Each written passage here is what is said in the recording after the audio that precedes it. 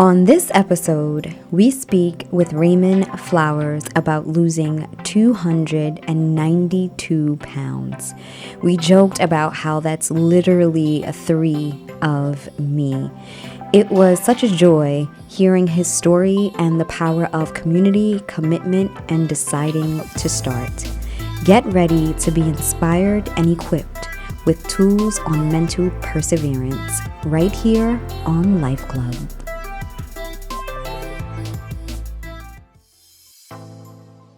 I'm Tashima Jones. Welcome to LifeClub.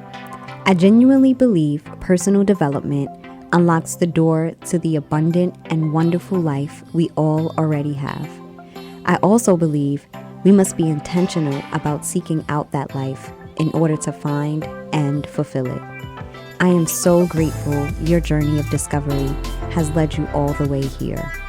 Let's keep moving forward together. Once again, welcome to LifeClub with me, Tashima Jones. Hello. Welcome to LifeClub with me, Tashima Jones, and my homegirl, Sunny, on the boards. So excited. I am. It just feels good to be here, right? Day. It's a beautiful day in the neighborhood. Today's topic is one that I'm super excited to have and to feature. We're speaking about weight loss through mental perseverance. I am super excited about today's guest. He is truly an inspiration to me.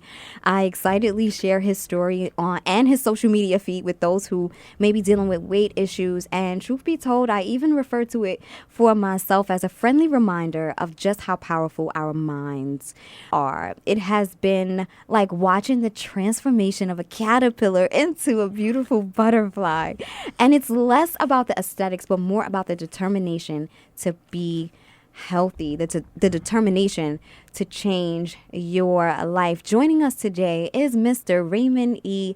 Flowers. Raymond Flowers, born and raised in Harlem, New York City, is the son of a Belizean father named Raymond Flowers and an American mother named Marion Johnson. Raymond is currently focused on losing weight and ensuring his mental health is under control. Currently, Raymond is getting back into the field of technology, and he is currently applying to colleges with the intention to double major in tech and screenwriting. LifeClub, please welcome Mr. Raymond Flowers. Thank you so much for being here with us. Thank you for having me. Yes. So, as always, we got to get into the same seven, our rapid fire rounds of questions. Are you ready? Let's do it. Yes. Up first, what is your favorite color? Gold. Heard you. I like that. King status. Okay. That's exactly that's the concept of it. It's royalty. Yes. How do you stay healthy? We're going to talk a lot about this. But, I stay healthy mentally because I make conscious decisions on what's right, what's wrong. And I learned that when I went to a weight loss program. And it just stuck with me. Good stuff.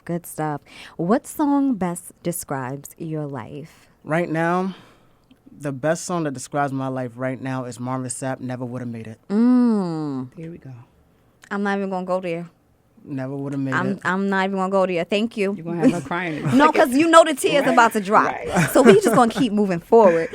When do you feel most like yourself? I feel most like myself when I'm in a positive setting. I like to be around a lot of positive people because being around a lot of positive people, you get the feedback and you can take a little bit from this person, a little bit from that person, implement it in your life and come up with your own thing that you want to do. You understand? So positivity is something that I love to be around. All that negative stuff, I'm sick of it. Especially upon recent events, I'm very sick of the negativity that's going around in this country and our neighborhood.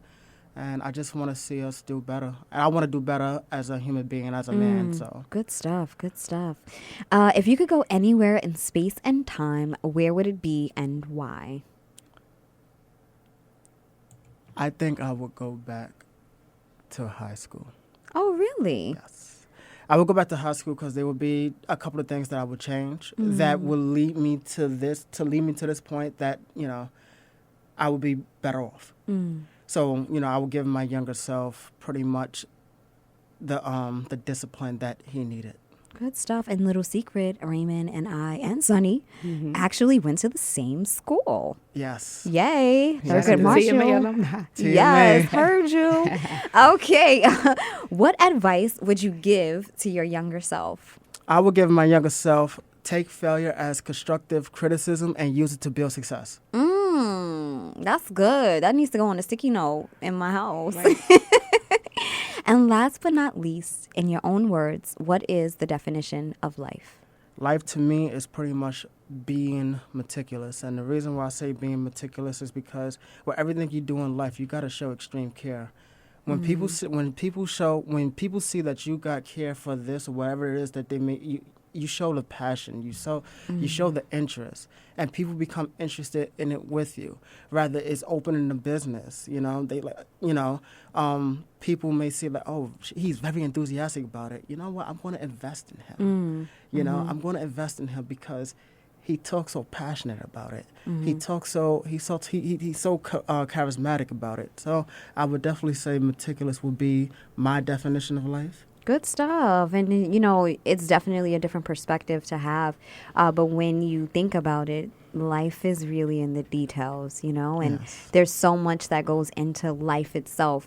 And looking at those smaller parts definitely helps you see the bigger picture. It sure does. So that's good stuff. Okay, that wraps the same 7 with our homeboy, Raymond Flowers. We're just going to jump right into the conversation. So as mentioned, before, today, I thought that you lost over 100 pounds. Right. But share with our listeners how much weight you've actually lost. I've lost 292 pounds.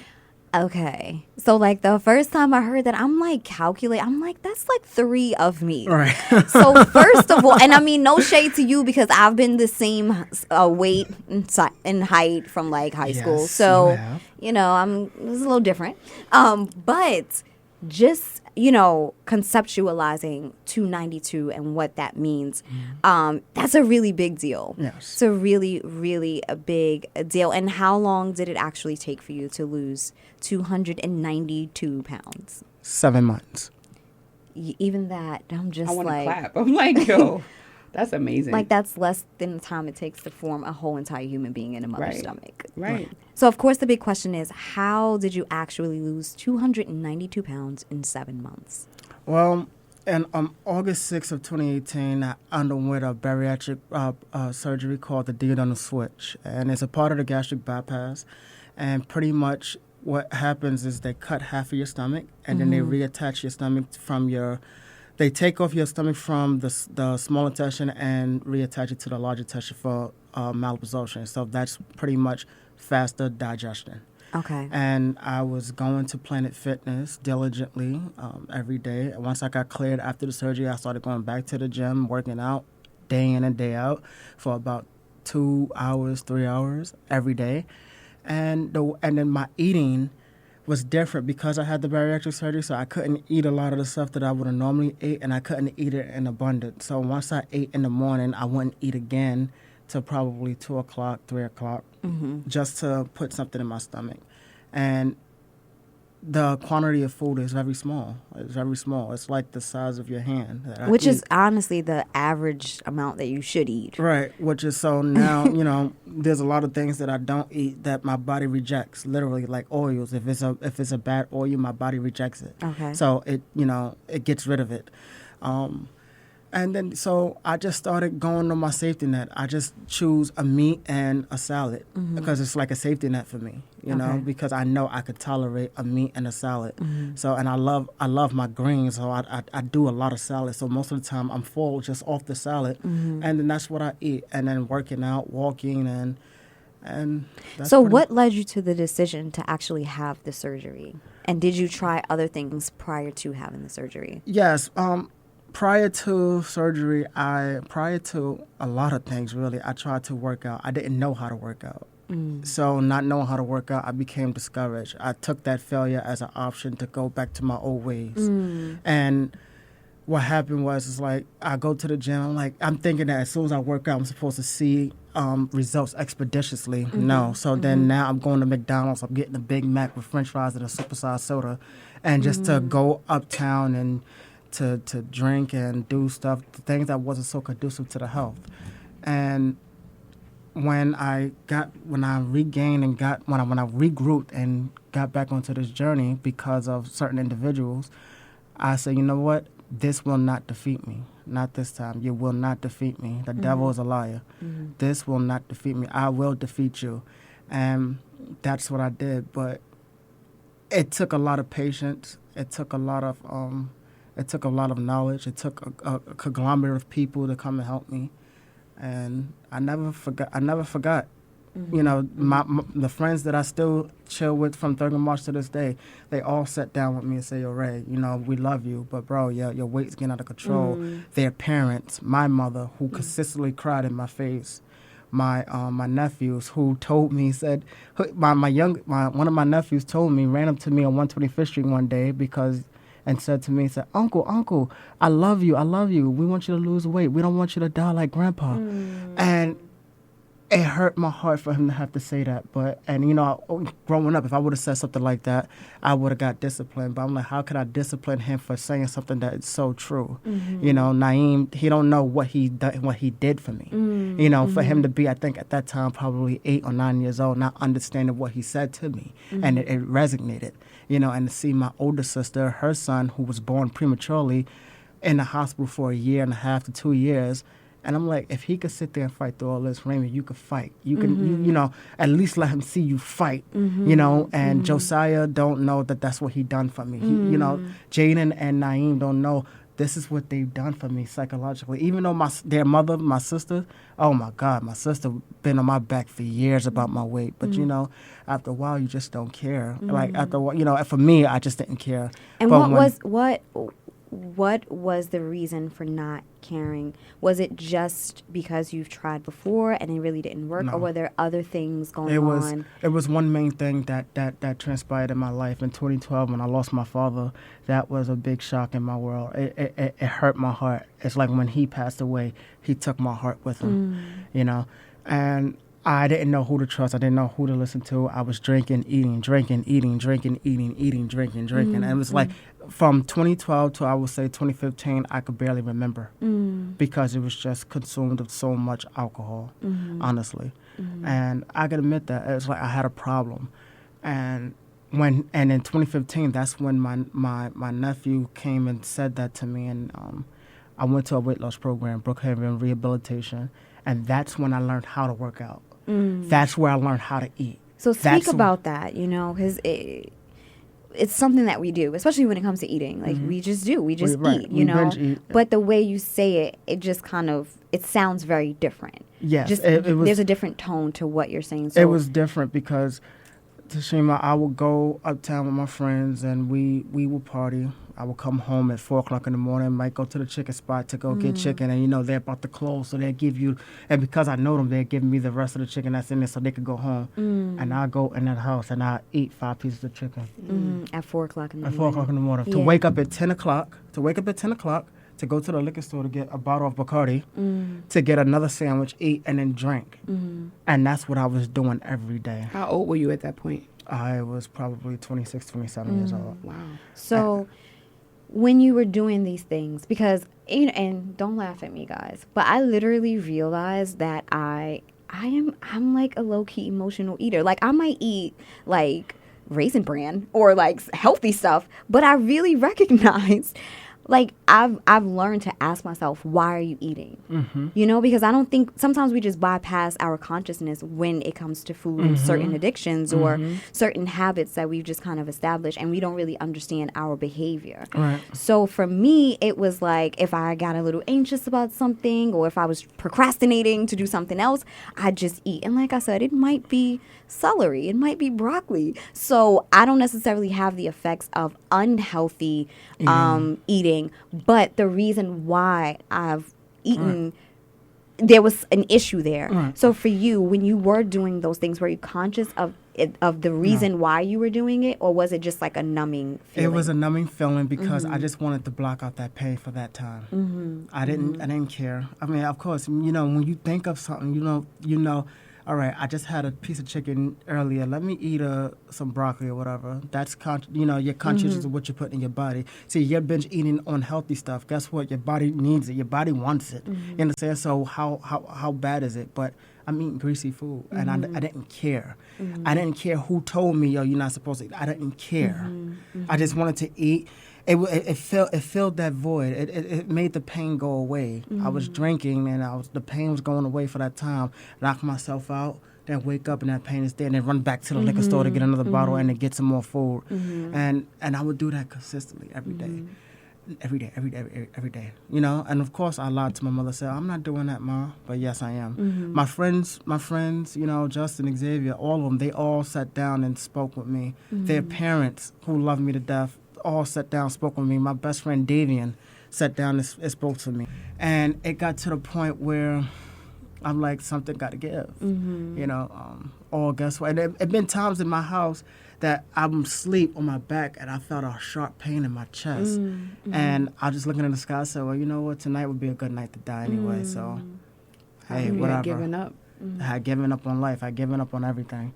I had given up. I couldn't believe that the only man that I loved, the only man that was my Superman, who said, I will always be here for you. And I was foolish enough to believe him.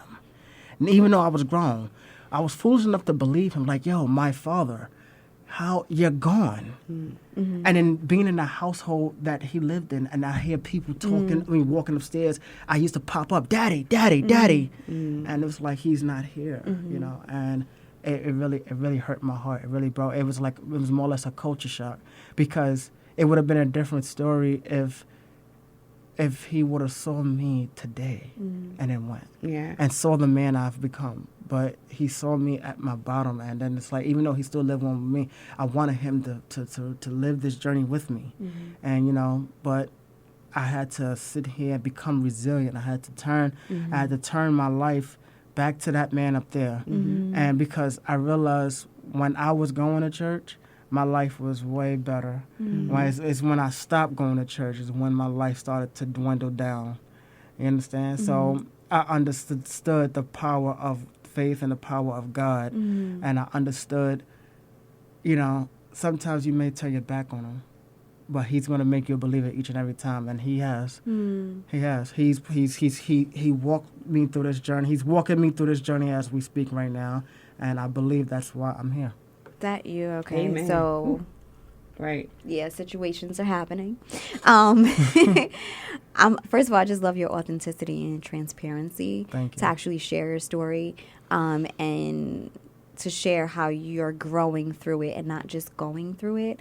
I also appreciate the fact that you are just able to make the connection to the source of the pain, but also find that path and see and have that consciousness to the source of healing. And I think part of the reason why a lot of us are in pain is because we aren't acknowledging the source. We're not even acknowledging the pain. A lot of times we're in denial.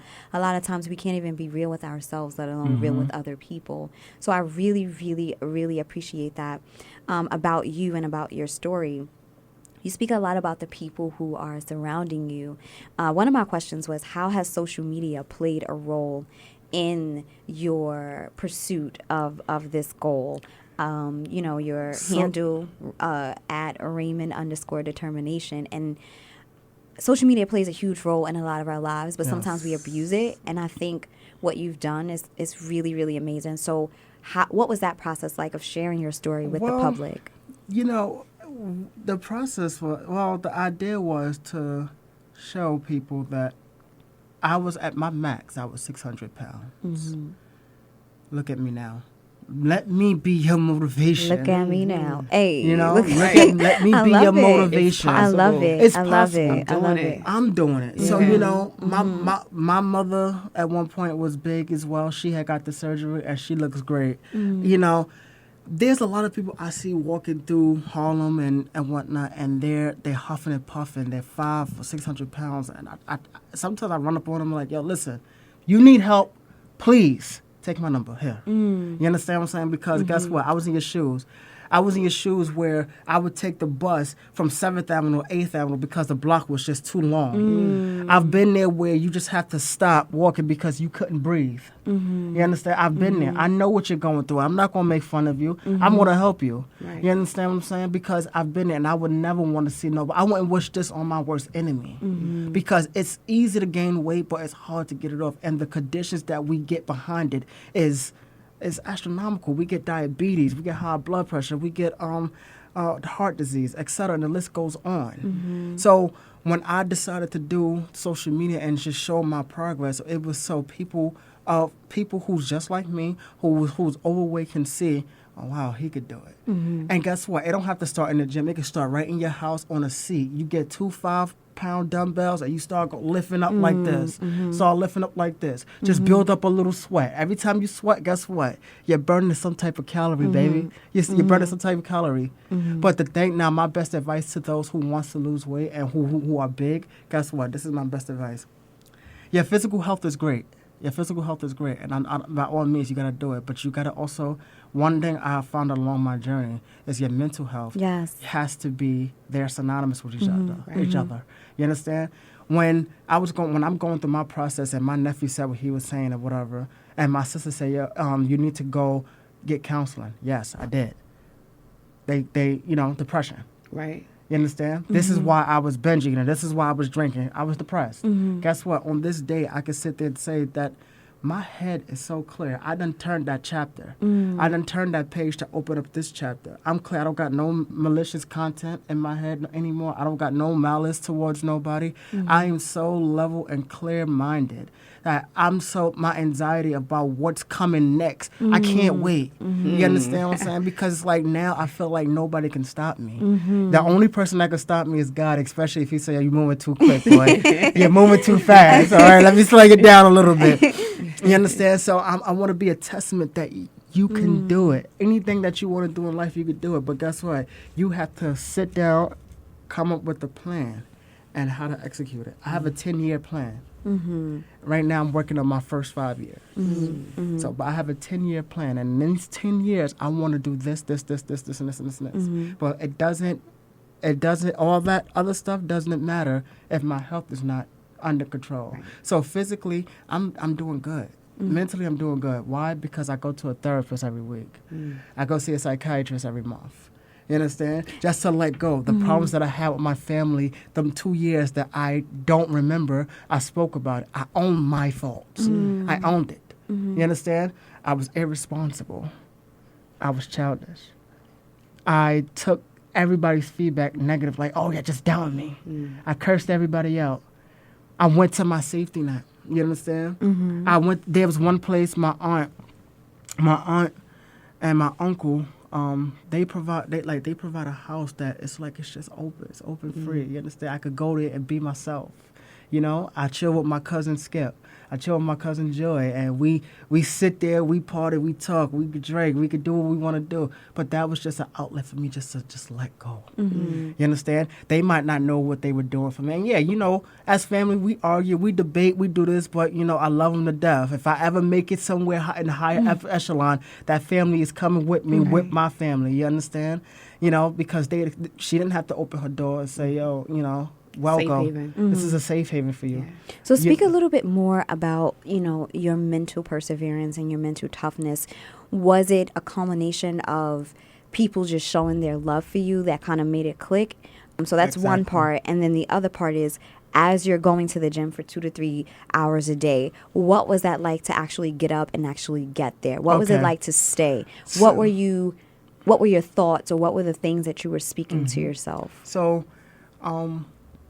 going to the gym, waking up, going to the gym it's part of my life now. It's something regular. So me not going to I just underwent another surgery, so now I can't go to the gym for like 8-9 weeks or whatever, and I feel bad. But then I don't feel bad because like it's just this process is making me better. You understand? But it's part of my lifestyle. If I missed a day at the gym, I like to go Monday through Friday and take Saturday, Sunday off just so the body can heal.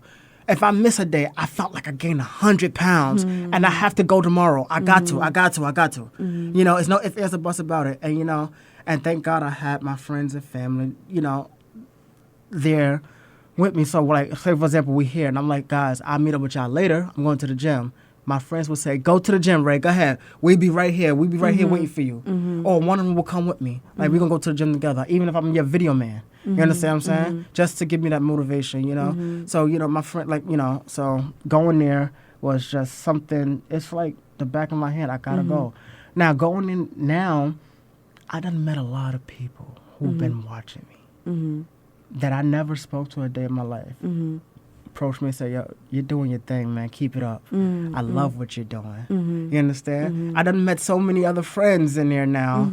And it's like, what's going on? How y'all doing? And then we work out together. They see me on that treadmill, on the elliptical. They see me pumping that iron, clanging and banging. You understand? They see me on that Stairmaster. They see me trying to run up and down just to build that sweat. You understand? Yo, keep going. Do this. Do that. You know, give me a little bit of pointers. So I love it. I love the fact that they see I'm working hard and they giving me the tools to make me better, and I appreciate them for that. And that really speaks to the power of community and how, like, the more we support one another, you never really know what that's doing for somebody. And it seems like on your part, it was more of just making the decision to not quit, you know, and sometimes we go into certain situations with quitting being an option. Well, you know, it's so crazy because I just bought this book called Think and Grow Rich by Napoleon Hill. And that exact statement, we will take failure and use it to just quit. You understand? Because it didn't work. There's a guy named Darby in the book. He's a life insurance person. And all because you didn't buy life insurance, he said, I'm not going to quit. Because 2 weeks later, the same person that said no 2 weeks ago bought life insurance from him. You understand? So, like I said, the power of use failure as constructive feedback to create success. Failure is, like, you know, Thurgood Marshall said, failure is not an option. But failure should always... you should always embrace failure. Failure should always be embraced. You know why? Because it's constructive feedback. It makes you better. Definitely. And I think it just points you into the right direction. Hello. Exactly. Puts you in the right direction. I don't even really believe in failure. It's like, okay, left turn here. Right. You see what you did wrong, and you see, you understand, because we're not perfect. Even if I had a fundraising that raised, $50 million, I would still come to you, Tashima. I said, Tashima, what can I do better next time? Because I made $50 million this time. I want to make $100 million next time. Sounds good to me. So one of the questions that I asked before we went on our break was, how did you stay mentally focused once you actually started going into the gym? I stayed focused by looking at the end of the rainbow. I understood what my nephew said, and that still resonates in my head. And I just basically... I take it a day at a time. So once I started seeing that I started losing weight, I'm like, oh, this feels good. This feels good, you know. I lost before I got my surgery, I had to lose 50 pounds. So I lost the 50 pounds, and I'm like, okay, I'm walking a little better. I'm breathing a little better. Okay, let's go to the gym, and let's see. I'm on a treadmill, not for 20 minutes, but for 35 minutes. I'm on elliptical for not 25 minutes, but for 30 minutes. And I'm on the Stairmaster from 15 minutes to 20. I'm like, okay, cool. It's getting there. And then I just started seeing the aggression of my weight, and I'm like, you know what? It's over. I gotta do it. This is it. I'm on the brink of success, people. Definitely. It's like I struck gold. Yes, you know? yes. No, it makes a lot of sense. You made the decision to start. You started, and then once you started, you saw results, and that continued to be your motivation. And I think a lot of times we either don't make the decision or we don't start. And one of the best feelings in this process is completion. Completion is something that I can say throughout my life that I've had some failures with. Because I will start something and say, oh, I don't want to do it no more. I'll start something and say, I'll forget it. I'll start something like, yeah. But, you know, to sit here and do this and knowing that you're going to complete it, it feels good, because there's nothing better than to have a sheet of paper with your goals and you're able to cross one off. Definitely. And say, I did that. So now I can move on. So speaking about goals, you mentioned a 10-year plan. What else are you looking forward to accomplishing? Well, of course, maintaining health, getting back into school. I want to graduate, get my bachelor's. I want to be that role model for my nephews so they can see that not only auntie, mommy, and grandma and grandpa got degrees, so do uncle, so we got to follow suit as well. I want to be the man that they need, but I also want to be the man that this community needs. I want to travel. You know, that's one of the things. I want to travel around the world. I want to open up my own business or entrepreneurship of some sort. I don't know exactly what an entrepreneurship may be motivational because, you know, of my journey. But we'll see it when the time gets there.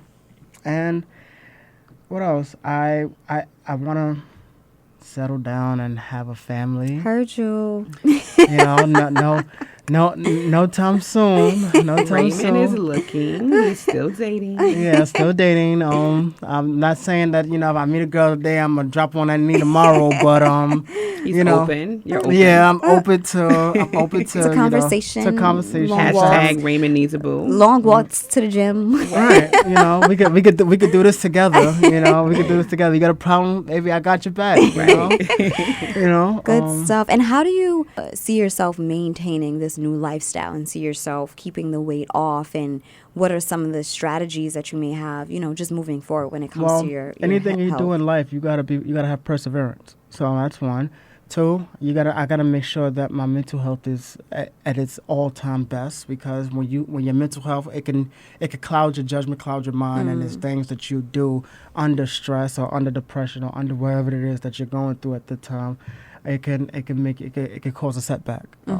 So I want to make sure whatever goes on in my life that I don't take it too personal. You know, I may have my feelings about it, but I don't take it too personal, and you know, just deal with it appropriately and deal with the situation as an adult, not as a child. You know, so those are the things that I will have to say that I think that will prolong me in the future to maintain my health mentally and physically, and to regain success into this world. Definitely. All right. And Sunny. Yeah, I have a question for you. Yeah. So I'm a music girl, as you saw earlier, right?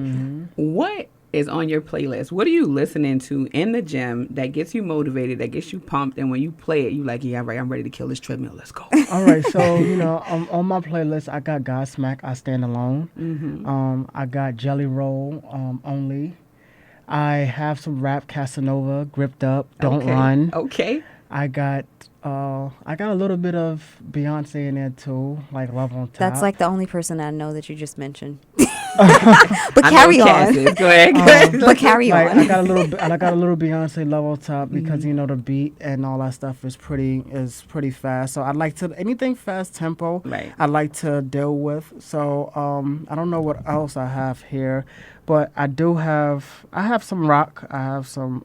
How important is music to you as part of your workout, or even just in a journey, you know, altogether? Music is like music has been a safety net. Music has, you know, depending on my moods, it depends on what type of music I play. So you'll know what type of mood I'm in, depending on the music that you hear. But I have LL Cool J, I have Young Jeezy, Case, you know, just a little bit. Okay, I know them. Right. I got Davies, I got Skip the God, I have, you know, I just incorporated Nipsey Hussle. Yes. Okay. Into Hustle my, and motivate. Gotta do that. he's very motivational. Looked him up, and he, you know, God bless him. Right. Rest in peace to Rest in Nipsey. peace.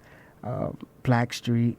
Okay. Oh, you singing while you're on the treadmill. Oh yeah, listen. Yeah, listen, videos while he on the treadmill. Listen, I got about 6 playlists. So one playlist is just pretty much like R&B. So if I'm on the treadmill, I'm listening because, you know, I'll be walking. So like if I'm walking outside, I have, I have my headphones on. So I'll be out there screaming at the top of my lungs because I hate when people just come and run up and want to talk to me. Right.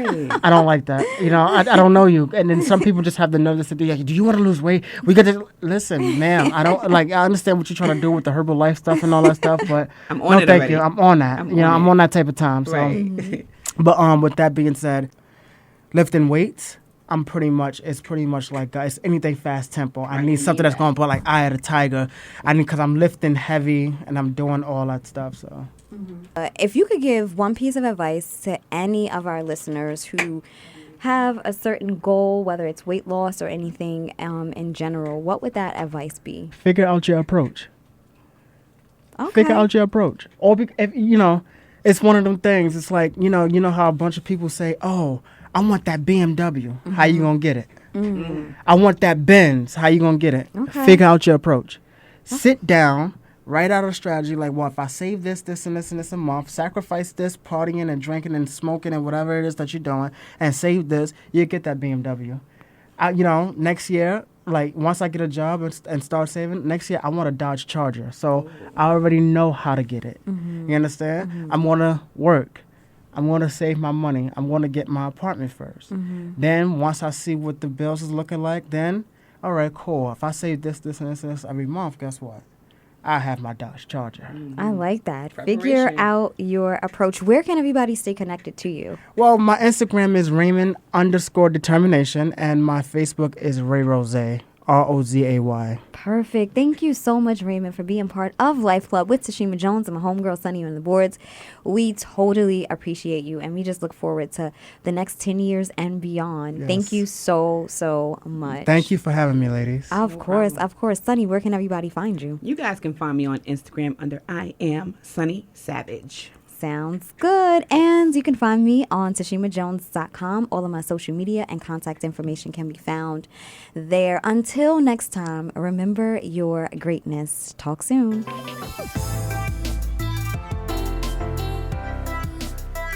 I am Tashima Jones, and you've been listening to Life Club. Thank you for tuning in.